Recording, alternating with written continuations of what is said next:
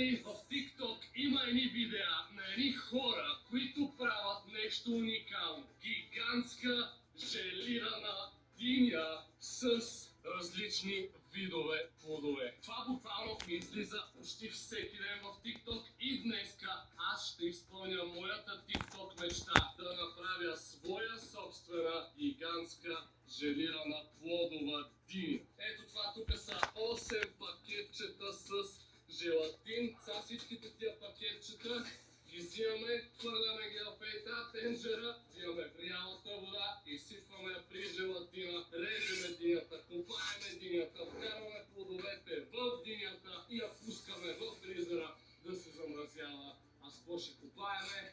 След и тия гигантски лъжици. Взимаме този гранален нож и сега ще направим един разрез. Ето е тук някъде. Его, ти обичаш ли диня? Сега първото парченце, което издълбая, ще бъде за его. Сега започваме да дълбаеме диня. Първо лекичко е така, с ножа. Това ще пръска, човек, това ще пръска. Отивам да се сменя тенис. 5 minutes later. Това са слава бертейската, придобих нови сили и ще изкопваме тази диня. Ето, това. Чакайте, обещахме първото парченце на его. Его, приятелю мой, готов ли си да хъпнеш малко диня? Хайде. Хайде, знам, че обичаш.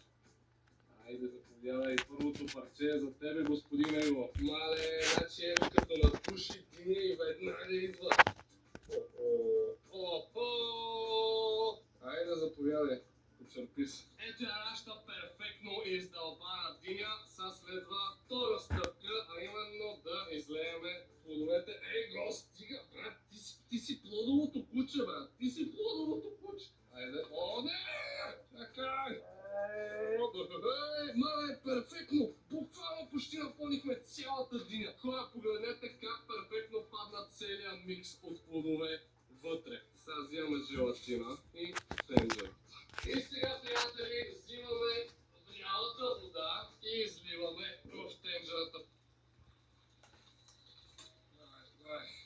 Гледайте видеото до края, за да видите финалния резултат, когато ще извадим динята от фризера и ще я дегустираме за първи път.